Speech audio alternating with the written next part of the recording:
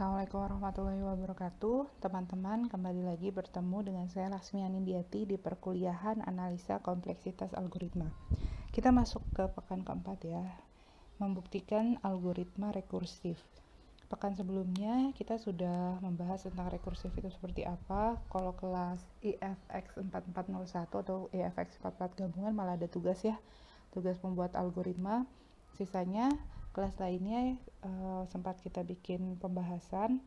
Untuk IFX 4401 bisa lihat di video pekan ketiga, itu ada pembahasan juga di awal terkait rekursif algoritma. Jadi mengingat kembali rekursif algoritma itu seperti apa.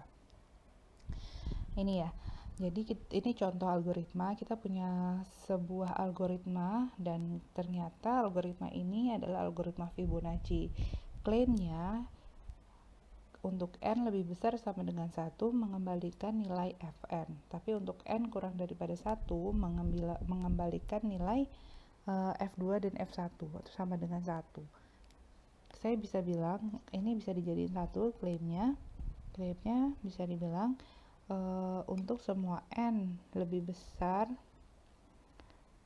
sama dengan 1 akan mengembalikan, jadi fib n akan mengembalikan nilai fn ya. Nah, gimana cara membuktikan algoritma rekursif? Berbeda seperti sebelumnya, algoritma iteratif kita menggunakan loop invarian, sedangkan untuk pembuktian algoritma rekursif kita hanya menggunakan matematika induksi. Jadi sebetulnya lebih sederhana ya. Tahapannya sama. Pertama kita buat basis. Basis itu sebetulnya membuktikan bahwa algoritma menghasilkan keluaran yang diharapkan apabila diberikan masukan sesuai dengan basis algoritma rekursif. Untuk algoritma ini basisnya adalah ini ya, basis ya. Sudah kita bahas ya.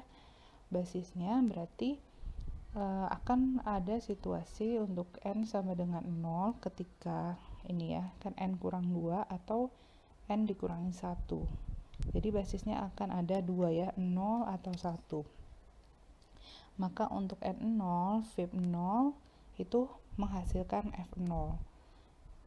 Nilainya adalah 0. Betul ya? Dia mereturn n. Kan algoritmanya adalah fib n, dia returnnya adalah n untuk basis. Untuk basis. Berarti kalau saya punya fib 0, maka dia returnnya 0. Berarti f0 itu sama dengan 0. Bener ya? Proof ya? Nah, sekarang basisnya juga bisa kurang dari sama dengan 1. Berarti saya punya fib 1 sama dengan 1. F1 sama dengan 1. Proof ya? Oke, secara basis ini proof. Lalu berikutnya sama, setelah basis kita mencari hipotesis. Hipotesisnya asumsi untuk n sama dengan m, di mana m lebih dari sama dengan 1, artinya dia masuk ke rekuren ya. Artinya masuk ke rekursif ya, ke rekurennya. Ke rekursif atau else ya. Asumsinya nilai f fib m dia kembalinya adalah fn. Oh, ini ada satu lagi yang kurang.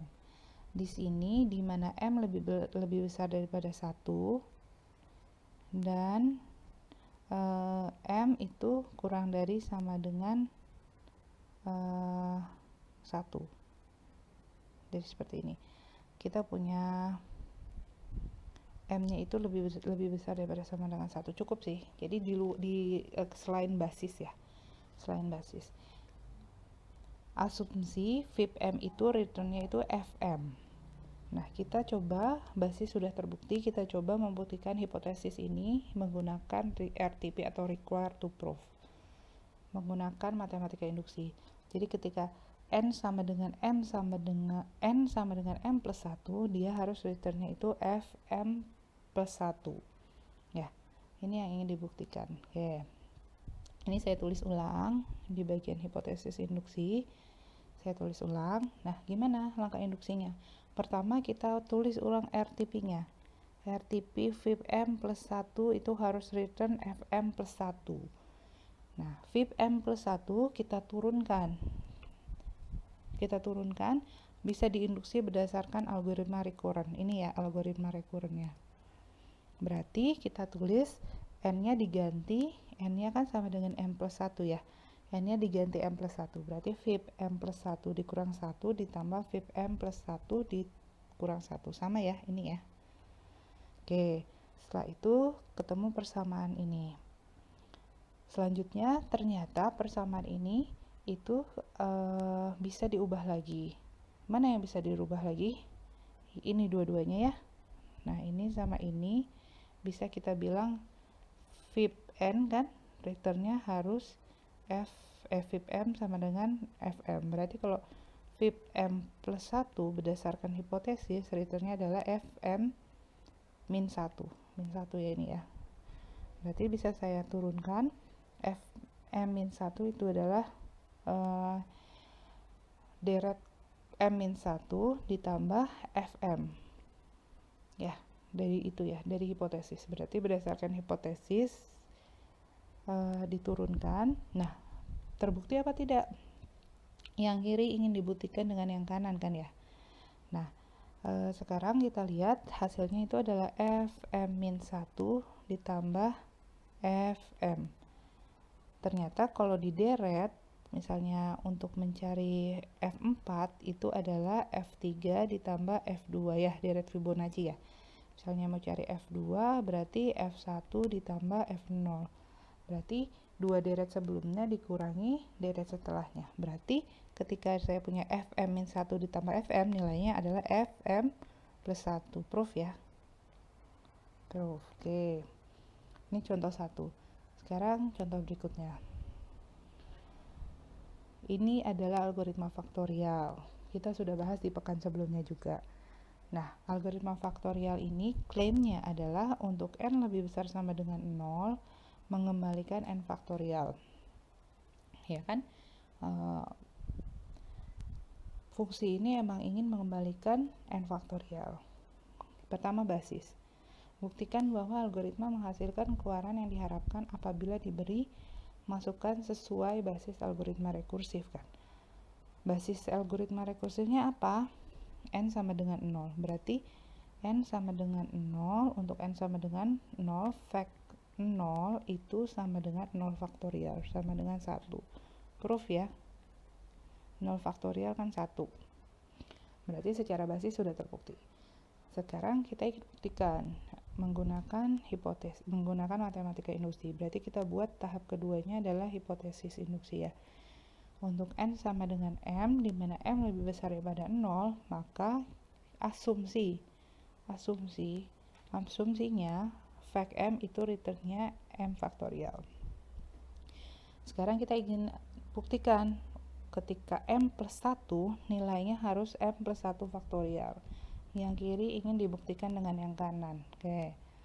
Sekarang kita tulis ulang ya, ini biar gampang saya tulis ulang, dan ini RTP-nya. RTP. Fact m plus 1 dia returnnya m plus 1 faktorial. Nah, kita ambil berdasarkan algoritma recurrent. Yang ini ya, algoritma recurrent. Berarti ketika n sama dengan m plus 1, kita masukkan saja m plus 1 dikali faktorial m plus 1 dikurang 1 sama dengan m plus 1 dikali faktorial m ya. Mudah-mudahan cukup paham. Lalu berdasarkan hipotesis ketika fact m dia maka kembalinya m faktorial. Jadi kalau fakta m berarti keluarannya adalah m faktorial.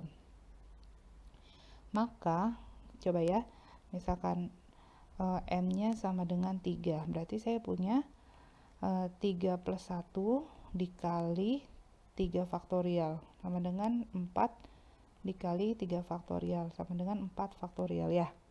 Coba lagi, m-nya sama dengan 5, berarti saya punya 5 plus 1 dikali 5 faktorial, artinya 6 dikali 5 faktorial.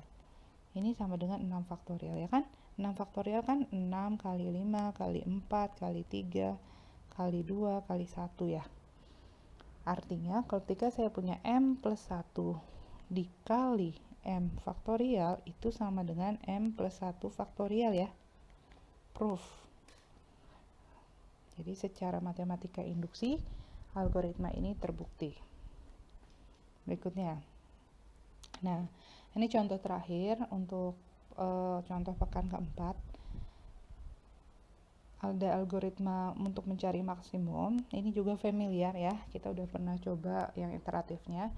Jadi klaimnya itu untuk n lebih besar sama dengan 1, fungsi maksimum ini mengembalikan nilai terbesar pada array A. Ya, itu klaimnya. Kita buktikan pertama dengan basis. Basisnya n-nya sama dengan 1. Basis n sama dengan 1, maka maksimum A1. Maksimum A1 berarti dia masuk ke basis adalah ini returnnya ini ya. A1 ya. Maksimum A1, lihat ketika n-nya 1, dia returnnya A1, proof. Terbukti. Berikutnya masuk ke hipotesis induksi. Hipotesis induksi itu n sama dengan m, di mana m lebih besar daripada 1. Ya, berarti masuk ke else. Jadi maksimum A1 sampai m itu returnnya adalah nilai terbesar pada array A1 sampai dengan m.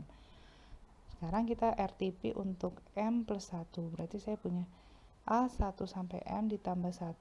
Ini returnnya harus nilai terbesar dari A1 sampai dengan M plus 1. Gini boleh ya. Ya, biar nggak bingung. Ini saya tulis ulang. Gimana caranya? Pertama, kita tulis ulang RTP-nya di langkah induksi ya. RTP ditulis ulang. Terus kita berarti kan masuk ke else. Masukkan algoritma rekurennya. Yang ini berarti, lihat sama ya, maksimum A sampai M plus 1 min 1 ya kan. Ini seharusnya n min 1 kan, tapi karena n nya itu m plus 1 jadi n min 1. Lalu yang ini adalah A m plus 1, berarti keluarnya adalah nilai terbesar dari array A1 sampai m dibandingkan, ini maksudnya bandingkan ya, bandingkan dengan A m plus 1. Hasilnya mengembalikan nilai terbesar dari A1 sampai M plus 1. Proof. Terbukti. Ini jauh lebih sederhana daripada kita pembuktian yang menggunakan loop invariant. Tidak terlalu berat, tidak terlalu besar. Tidak terlalu banyak gitu. Harus ada fakta, harus ada loop invariantnya. Kalau pembuktian algoritma rekursif itu kalian hanya menggunakan rumus yang ada di algoritma rekurennya, lalu yang berdasarkan hipotesisnya seperti apa. Kalau hasilnya sama berarti proof. Saya rasa untuk pembahasan pekan keempat cukup sekian. Untuk mendalami kalian harus coba sendiri. Jadi saya akan membuat link tugas di LMS. Silakan dikerjakan, isinya pilihan esai, kerjakan sesuai dengan langkah-langkah yang sudah dicontohkan. Jika ada pertanyaan, bisa di-post di forum ya. Berarti sekarang kita perkuliahan secara asinkronus. Oke, cukup sekian ya teman-teman perkuliahan recordingnya. Assalamualaikum warahmatullahi wabarakatuh.